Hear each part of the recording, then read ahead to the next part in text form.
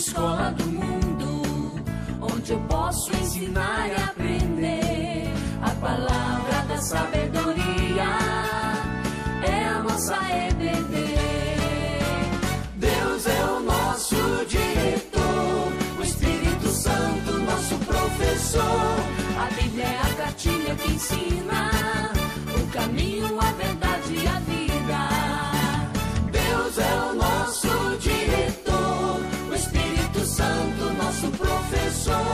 A Bíblia é a cartilha que ensina o caminho, a verdade. Olá, meus alunos da Escola Dominical. Muito bom voltar a falar aqui com vocês, como pastor de vocês. E eu dou um auxílio aqui à classe, de vocês. De vez em quando eu estou falando por aqui. E nós estamos estudando a revista Expressão Igrejas em Apuros. Dá uma olhada aí, tá vendo? Ó? Essa aí, Igrejas em Apuros. Estamos estudando a lição 5 no dia de hoje, sobre as cartas do Apocalipse. Hoje nós vamos estudar a lição 5, Pérgamo, onde os escritores das nossas lições concentraram aqui na cultura, fé cristã e cultura, que é o tema desta lição número 5. Ela se encontra aqui no Apocalipse, capítulo 2, versículos de 12 em diante. Diz assim: Ao anjo da igreja em Pérgamo escreve: Estas coisas diz aquele que tem a espada afiada de 2 gumes. Conheço o lugar em que habitas, onde está o trono de Satanás, e que conservas o meu nome, não negaste a minha fé, ainda nos dias de Antipas, minha testemunha, meu fiel, o qual foi morto entre vós, onde Satanás habita. Tenho, todavia, contra ti algumas coisas, pois que tens aí os que sustentam a doutrina de Balaão, o qual ensinava Balaque a armar ciladas diante dos filhos de Israel, para comerem coisas sacrificadas a ídolos e praticarem a prostituição. Outro sim, também tu tens os que da mesma forma sustentam a doutrina dos nicolaítas. Portanto, arrepende-te, e se não, venho a ti sem demora, e contra eles pelejarei com a espada da minha boca. Quem tem ouvidos para ouvir, ouça o que o Espírito diz às igrejas. Ao vencedor dar-lhe-ei do maná escondido, bem como lhe darei uma pedrinha branca, e sobre esta pedrinha escrita um novo nome, o qual ninguém conhece, exceto aquele que a concebeu. Bom, então esse texto está falando de uma coisa que é muito comum às igrejas, mas particularmente a igreja de Pérgamo. O que é? À medida em que a igreja entra no mundo para evangelizar, preste atenção, de alguma forma também o mundo entra na igreja para carnalizá-la, para fazê-la mais carnal. É muito difícil a gente ficar sem pisar na lama, que é o mundo, sem sujar um pouco a roupa branca dos santos do Senhor Jesus Cristo. A questão de Pérgamo é que ela começou a fazer algumas concessões. Não era praticamente uma igreja idólatra, não era isso. Mas começou por ali e ia chegar até a idolatria. Então esse é o grande problema. Até onde? Ou até quando o cristianismo deve inserir-se na cultura? E até quando a cultura deve, para o benefício do cristianismo, inserir no cristianismo? Esse sempre foi o ponto de tensão entre cultura e cristianismo. Só, por exemplo, se você vai pregar o evangelho no meio dos índios, e os índios são nus, por exemplo, você prega o evangelho para eles. Quando eles aceitam o evangelho, você acha que deve colocar uma roupa ocidental? Por exemplo, citando só um exemplo. Então, nota como as culturas muitas vezes interferem no cristianismo e como o cristianismo também interfere na cultura. Atrás da cultura existe uma bandeira ideológica. Toda cultura tem. Atrás do cristianismo também tem uma ideologia, que é amar a Deus sobre todas as coisas e o próximo como a ti mesmo. Agora o problema é até quando a cultura deve melhorar, se transformar com o cristianismo. E até quando o cristianismo pode absorver a cultura sem torná-la pecadora ou pecaminosa? É uma questão muito difícil, né? A igreja de Pérgamo começou a fazer algumas alianças espúrias, ou alianças que não eram santas, que não eram sagradas, e começou a sofrer influência do paganismo dentro da sua igreja, dentro do seu corpo, embora ela também, de uma certa forma, influenciasse a sua cultura. Então é preciso ter muito bom senso, muito equilíbrio para a gente viver o cristianismo dentro da cultura e cristianizá-lo. Jesus é uma pessoa da cultura. Nunca deixou de falar o aramaico, que era a língua comum. Nunca deixou de participar das festas, do casamento. Não havia problema nenhum ali. O problema é que Jesus não era só da cultura, mas ele também era um Jesus para a cultura. Isto é, Deus o trouxe para realmente mudar a cultura, onde ela deveria ser mudada. Jesus nunca quis mudar o farisaísmo, nunca. Eu quis mudar o coração dos fariseus. Então Jesus não era apenas da cultura, ele estava na cultura, ele era para a cultura. Quando, por exemplo, a cultura fazia bem a vida do homem e a glória de Deus, ele preservou a sua cultura, indo nas festas, indo nos encontros, anualmente na sinagoga, anualmente no templo. Jesus não tinha problema nenhum com a cultura, desde que ela servisse para a glória do seu Pai. Mas Jesus também não era só da cultura, para a cultura, na cultura, mas ele era também contra a cultura. Entenderam? Como ele era contra a cultura? Quando a cultura estava interferindo no relacionamento do homem com Deus e com o próximo. Por isso que vocês veem muitas vezes Jesus assim, batendo forte na cultura, sobretudo na cultura farisaica, quando ela desmerecia o ser humano e quando ela não honrava e não glorificava a Deus. É o que em Pérgamo chama de doutrina de Balaão. O que Balaão fez? Primeiro ele tentou fazer uma profecia contra Israel. E Balaque falou, eu te pago, Balaão. E Balaão era um profeta meio maluco. A gente não conhece muito bem a figura do Balaão, mas ele profetizou contra Israel. Israel prevaleceu, não caiu. E o Balaão disse, olha, não adianta. Se vocês continuarem batendo de frente, não vai vencer. Entra devagar. Aí Balaão começou a ensiná-los devagarinho, devagarinho, devagarinho, a afastar da doutrina do monoteísmo e aceitar a idolatria.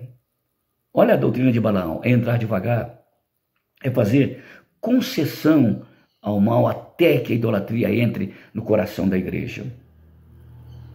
E a Bíblia diz que existem pessoas lá em Pérgamo que eram pessoas muito boas e crentes. Deus daria um novo nome para eles. Que nome é esse? É um nome que significa título, não é? É um título de governo, de autoridade, de poder.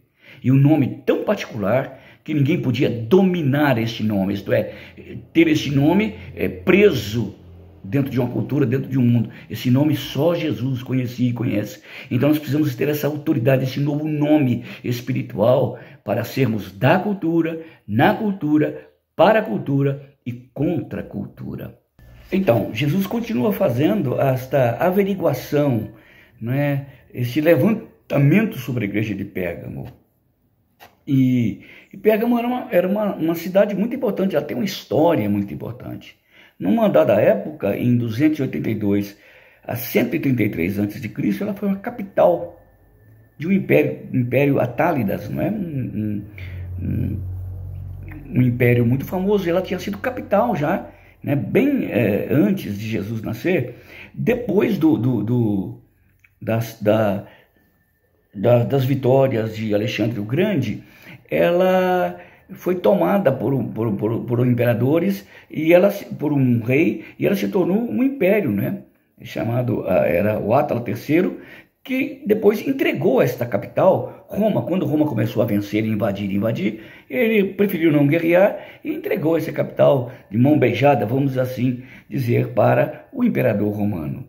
Mas interessante que lá nessa cidade, daí a palavra cultura, né, ligada à lição, cristianismo e cultura, nesta cidade havia uma biblioteca imensa. Imagina eu que gosto de ler livro dentro daquela biblioteca. Havia mais de 200.000 livros. Não era livro, né? Pergaminho. Mas era muito grande.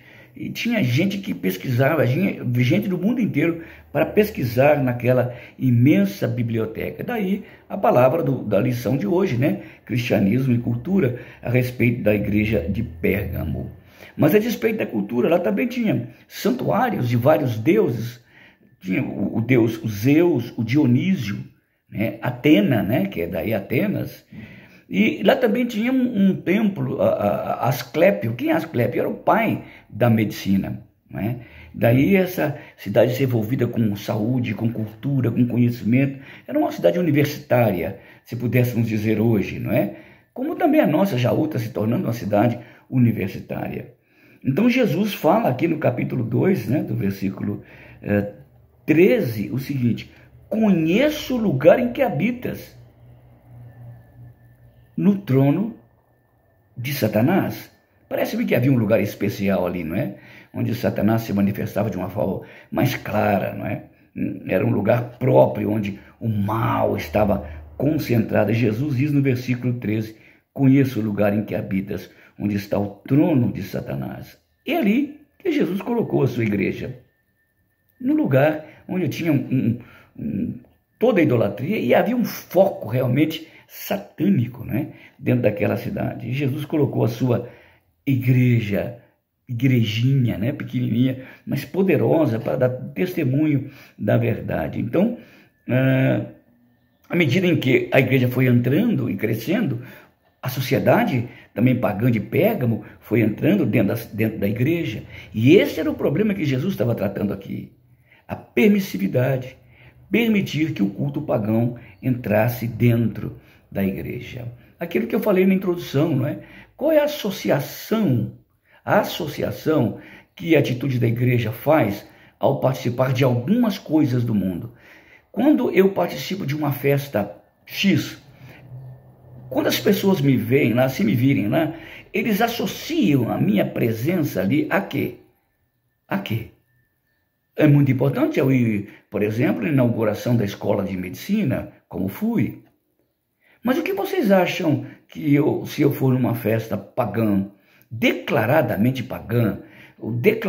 idólatra, e eu estar ali, o que as pessoas associam? Que eu aceito aquilo, que eu engulo aquilo. Então a palavra associação é uma palavra fundamental para os cristãos saberem até onde, quais são os nossos limites na nossa penetração, na nossa inserção dentro da cultura que vivemos. É muito importante isso.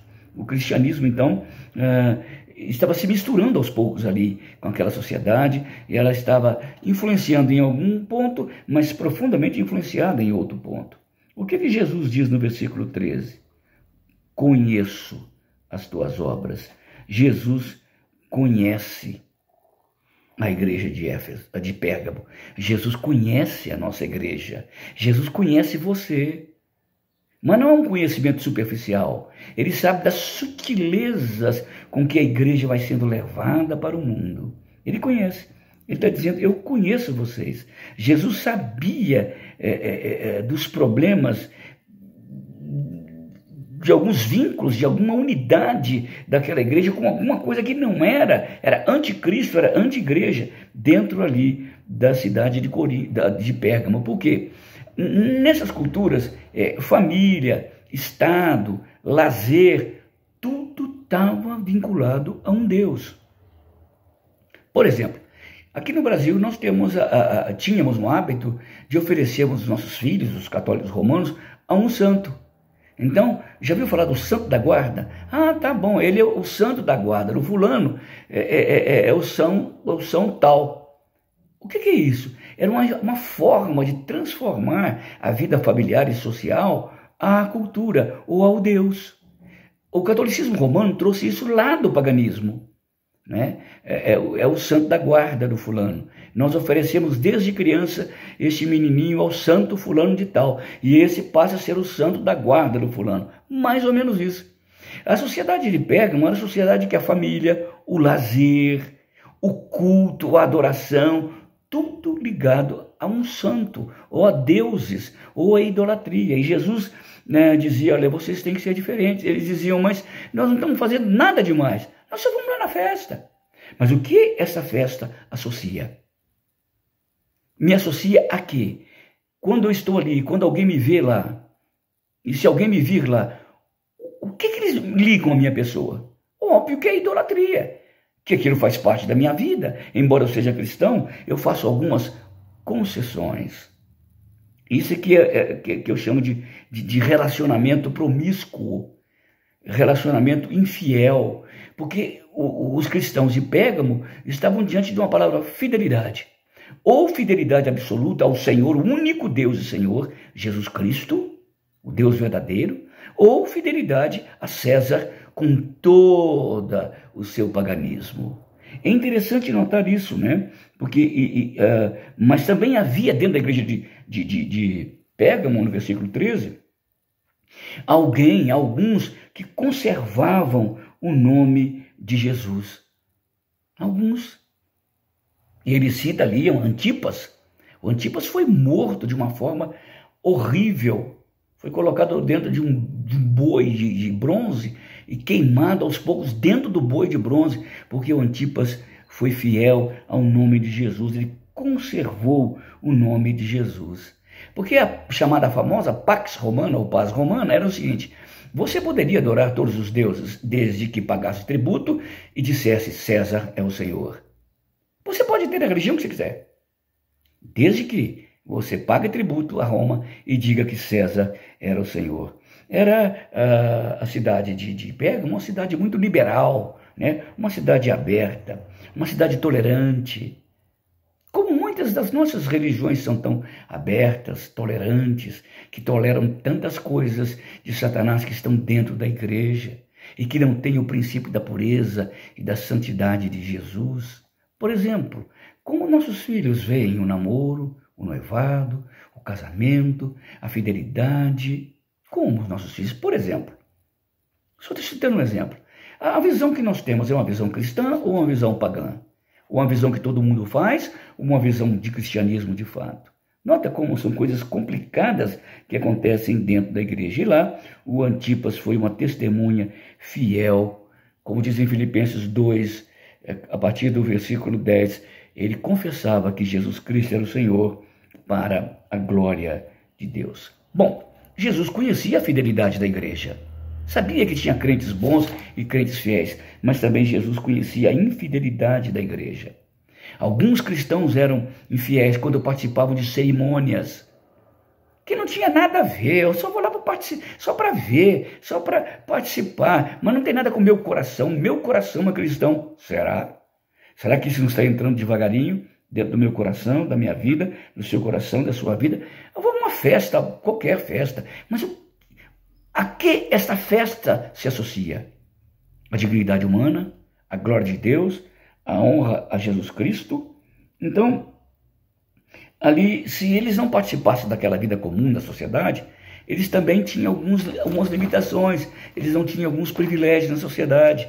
Eles eram chamados de idólatras, ou eles eram chamados de fechados, que só tinham um Deus, um monólatra, não é? Eles eram tidos como ignorantes se não fizessem aquilo, que era uma coisa tão comum dentro da sociedade. Então, o que o Jesus está falando é que eles andaram no conselho de Balaão. O que Balaão faz? Você sabe aquela expressão, comer pelas beiradas? É isso que Balaão faz. Balaão, lá em Números, como citei na introdução para vocês, ele fez uma profecia para trombar contra Israel. E o feitiço voltou contra o feiticeiro, como a gente brinca sempre. Mas o que ele aconselhou depois? Se você abrir em Números 31, 16, e ele falou para Balaque, que era o inimigo de Israel, não topa de frente porque não pega feitiço neles. Vamos fazer o seguinte, vamos atraí-los através das mulheres mais bonitas que nós temos. E eles vão casar com elas, e elas vão levá-los para os cultos pagãos, elas vão levá-los para o culto a Baal Peor, e eles vão se tornar idólatras. E foi exatamente o que aconteceu. Comeu pelas beiradas. Será que não estamos sendo comidos pelas beiradas aqui em Jaú, como igreja presbiteriana cristã, temente que honra o Senhor Jesus Cristo? Mas Deus levantou Finéias, que era um sacerdote poderoso, e foi contra aquilo, lutou contra aquilo, e destruiu aquela imoralidade, aquela promiscuidade, aquela permissividade, aquela liberalidade dentro de Israel. E Jesus se apresenta aqui como um novo Finéias, no capítulo 2, versículos de 12 a 16. Eu vou com a minha espada de 2 gumes e vou ferir a igreja. Olha, muitas vezes nós como cristãos estamos sofrendo por amor ao outro, por causa do outro que peca. Ou então o outro está sofrendo por causa da gente, porque somos um corpo. Não tem jeito de dar uma martelada no meu pé que não lateja a minha cabeça. Então nós temos que ver esse vínculo espiritual que existe entre nós. Quando estamos cuidando do irmão, não queremos falar mal dele, nos metermos na vida dele. Nós queremos abençoá-los para que ele seja abençoado e a gente também não sofra. E ele está falando também que esses cristãos fiéis odeiam as obras dos nicolaítas. Os nicolaítas também queriam causar essa promiscuidade, essa mistura de religião com paganismo. Como vemos nas igrejas hoje, sobretudo em neo-evangélicas, lenço, vela acesa, copo d'água, uma mistura tremenda de paganismo, roupa de sexta-feira branca, quando os tais profetas vão pregar. Isso é um paganismo misturado de cristianismo, ou um cristianismo travestido de paganismo. A igreja de Pérgamo estava envolvida nessa cultura, nesse caldo cultural. Claro que nós, como eu falei, Jesus tem que ser da cultura, tem que viver na cultura. Até onde? Qual o limite?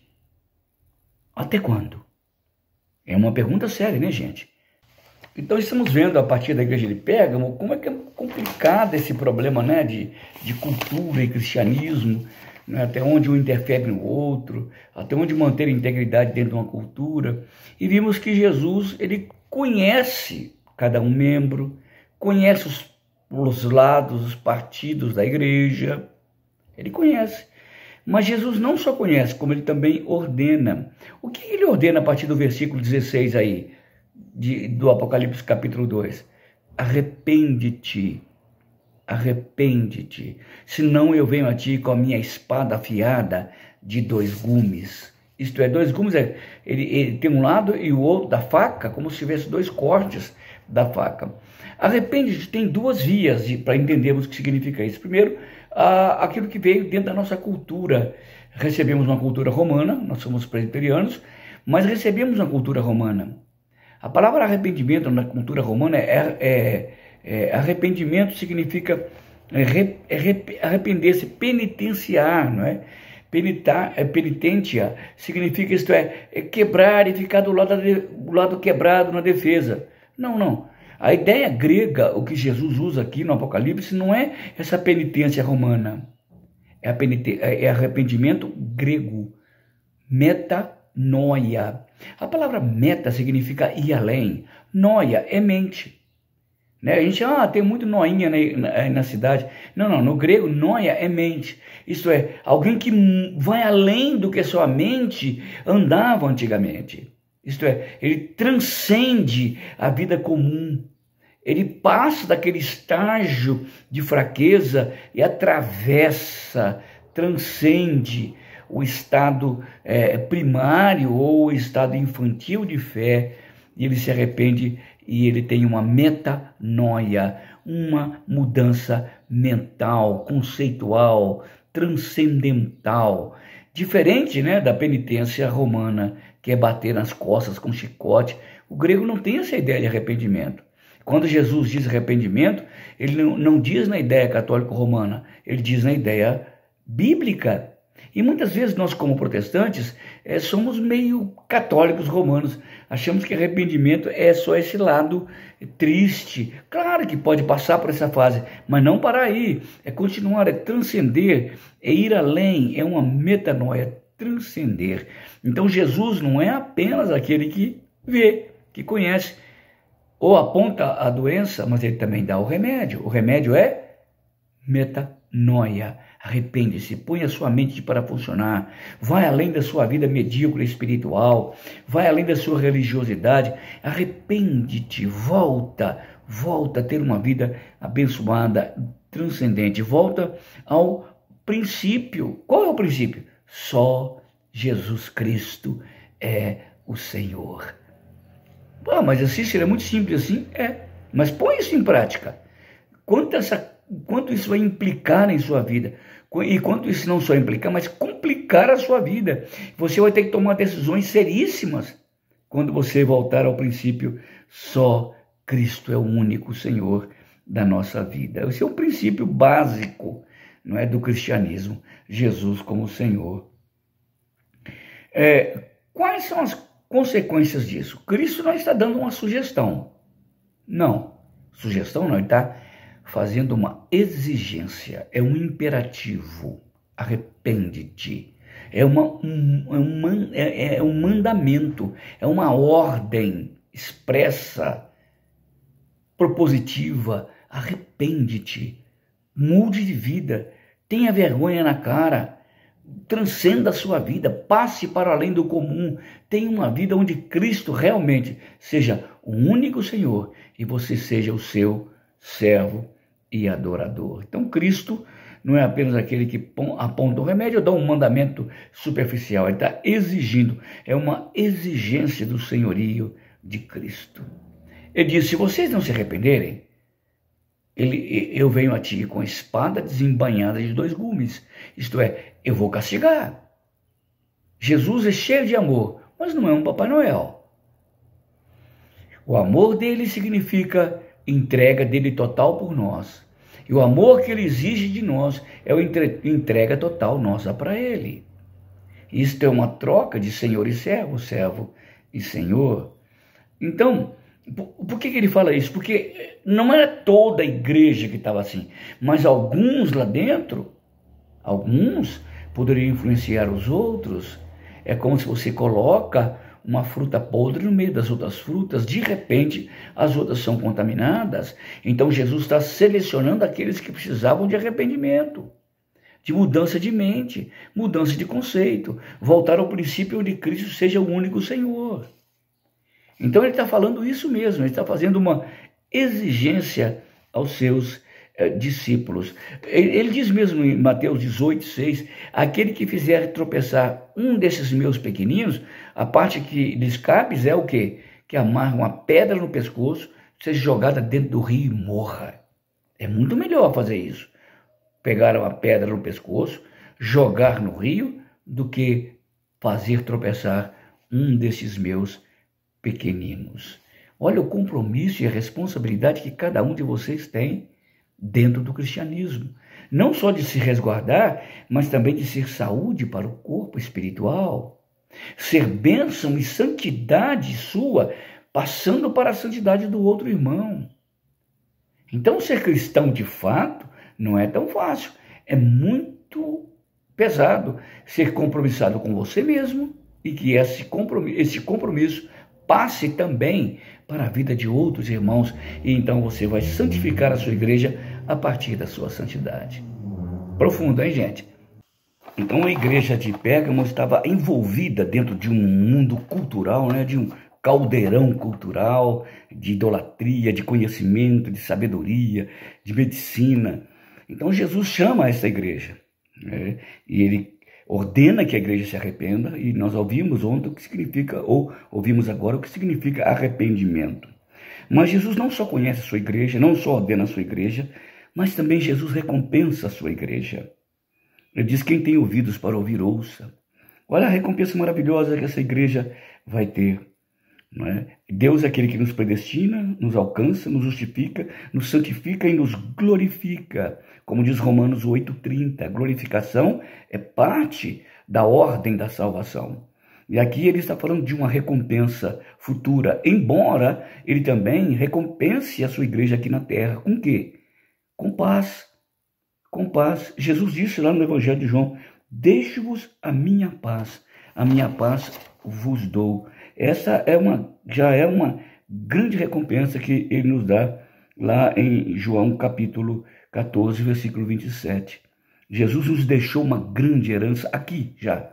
Por que eu estou falando isso? Porque muitas vezes aquela parte fiel da igreja Era limitada de entrar em festas, limitada de comprar algumas coisas, porque eles eram fiéis, não diziam César era o Senhor. Eles diziam Jesus Cristo é o Senhor, como eu já falei antes, não é? O que Jesus disse que esse pessoal vai ter, esse lado fiel da igreja vai ter lá em cima? Um novo nome. O que é este novo nome? Sempre quando alguém tem uma experiência profunda com Deus na Bíblia, muda-lhe o nome. É assim com Abraão, assim com Jacó, é assim com Paulo, é assim com Pedro. Então, um novo nome significa uma nova categoria, um novo jeito de viver, um novo estágio, um novo status, uma nova posição de vida. Este é o novo nome. Essa é a recompensa que nós vamos ter.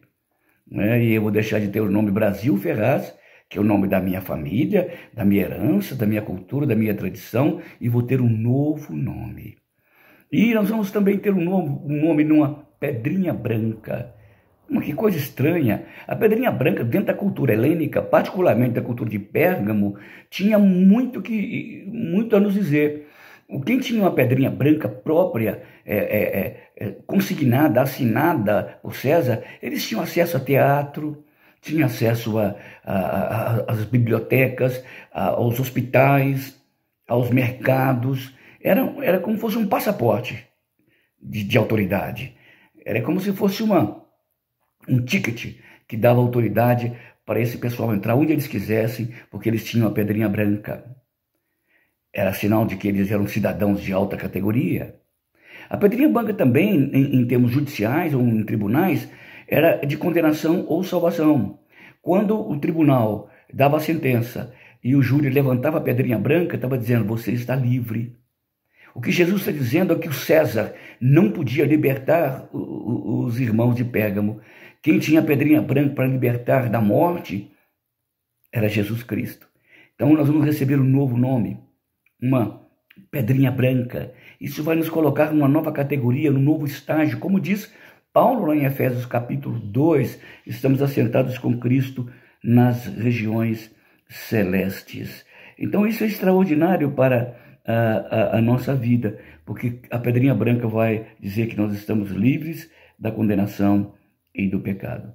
Eles perseveraram. A Bíblia fala várias vezes em Apocalipse, aquele que perseverar até o fim será salvo. É óbvio que ele está falando daqueles que se firmaram na aliança, que foram marcados pela cruz de Cristo e que tem Jesus, o grande César, o insubstituível César da sua vida. Ele está dizendo mesmo que vocês passem por perseguições aí, vocês passem por lutas, provações. Tem uma promessa de Jesus. Vocês vão ter um novo nome, vocês vão ter uma pedrinha branca, vocês vão ser diferentes. E enquanto vocês estão aqui, eu prometo estar com vocês. Eu vou deixar a minha paz com vocês. Eu prometo alimentar vocês. Eu prometo dar a minha companhia quando ele mandou o seu Espírito aqui na terra, como diz lá em Romanos 8, nem a morte, nem a vida, nem a altura, nem profundidade, nem qualquer outra criatura poderá separar-nos do amor de Deus que está em Cristo Jesus, nosso Senhor. Bom, gente, eu vou voltar a falar com vocês sobre a cultura. Até quando a cultura deve interferir na igreja? Ou nunca deve? Será que nós não devemos usar o nosso sotaque jauense? Será que isso é mundanizar a igreja? Será que nós não devemos usar as roupas que aqui em Jaú usam para ir na igreja, porque isso é mundanizar a igreja? Eu acho que não. Ele está falando de outra coisa. Até quando a cultura pode penetrar na vida da igreja? E até quando a igreja também pode penetrar na cultura? É uma linha muito tênue. A gente tem que ter muita sabedoria. E a palavra-chave para entender esse vai e volta chama-se associação. Escutem, associação. Mas será que é pecado? Dependendo de algum lugar, não. Dependendo de outro lugar, sim. Aqui, naquela cultura, isso se associa. Por exemplo, já repeti, se você andar com a roupa quase nua no meio dos índios, não vai ter problema nenhum. Você vai poder falar de Cristo naturalmente ali. Mas se você fizer isso aqui em Jaú, seria uma loucura, porque isso se associa a uma outra coisa qualquer, menos uma vida social normal. Ou então se você for com um terno na praia, Ou se você for de roupa fina, ou roupa de baixo, ou com roupa de dormir na igreja. Eu estou usando exemplos absurdos só para você aprender a quilatar que o que é social está ligado, se é pecado ou não, a palavra associação. O que você, na sua cultura, se associa ao fazer aquilo ou aquilo outro? O quê? Dependendo, por exemplo, se você for numa igreja presbiteriana na Holanda, logo depois do culto, os presbíteros velhos, barbados, estão baforando o cachimbo. O cachimbo é uma coisa legal aqui no Brasil? Não, horrível. É pecado. Porque isso se associa ao estilo de gente que não é cristã. Na Holanda, não. Era uma coisa natural. Mas eles não gostam de café, porque café faz muito mal. Isso é um absurdo, né? Então, estou mostrando para vocês como é difícil a gente separar o que é cultural com aquilo que é mundano. A palavra chama-se associação. Aqui no Brasil, o crente fuma? Não, não fuma. E isso é um problema seríssimo, porque isso vai provocar na vida do irmão mais frágil uma fraqueza, ou então na sociedade dizendo aquela pessoa não é cristã, não é presbiteriana. Notaram como que a associação está ligada muito à cultura, como que nós devemos diferenciar uma coisa da outra? Vocês imaginem, vamos colocar 50 anos atrás, as irmãs da igreja indo de calça esporte, calça de homem, que falava antigamente, né? Calça comprida na igreja. Vocês já imaginaram que escândalo? Que seria? Hoje é uma coisa cultural. Se você associar a uma irmã que vai decente com a calça comprida decentemente na igreja, você nem nota, nem vê, porque é cultural. Mas naquela época não era. Então nós temos que aprender a diferenciar o que é cultural, se associa a quê e o que essencialmente é imoral. O que é essencialmente, não culturalmente. E isso é que vai determinar a nossa maturidade cristã. É o que Paulo diz no capítulo 10 de 1 Coríntios. Eu posso comer carne sacrificada a ídolo, eu não tenho problema. Mas se isso for causar alguma coisa ao irmão, eu não vou comer. Porque ele é fraco na fé, ele vai cair. Entenderam como que a ética cristã está muito ligada ao amor ao irmão, ao amor à sua igreja, do que propriamente a você mesmo? Então a cultura é uma coisa muito importante para a vida dessa sociedade. Nós não poderíamos viver sem uma cultura jauense, mas até quando essa cultura vai mundanizar a igreja? E até quando a igreja deve entrar na cultura sem ser mundanizada? É muito interessante isso, né, gente? Acho que nós devemos prestar atenção, andar com sabedoria. E nós somos cristãos, como em Pérgamo, envolvidos de muita coisa bonita na nossa cultura e de muita coisa perigosa, imoral, contra a lei de Deus. Vamos orar? Pai, obrigado por esta aula, por esse tempo de conhecimento, de sabedoria da palavra do Senhor. Que teu Espírito, Senhor, que realmente escreveu esse livro, ele possa interpretar no nosso coração. E obrigado porque essa mensagem de Jesus à igreja de Pérgamo tem tudo a ver conosco. Ó Senhor, ajuda-nos a ser éticos, ajuda-nos a ser profundos, ajuda-nos a ser santos numa sociedade mundana. Em nome de Jesus. Amém. Deus abençoe vocês, tenham um tempo abençoado hoje.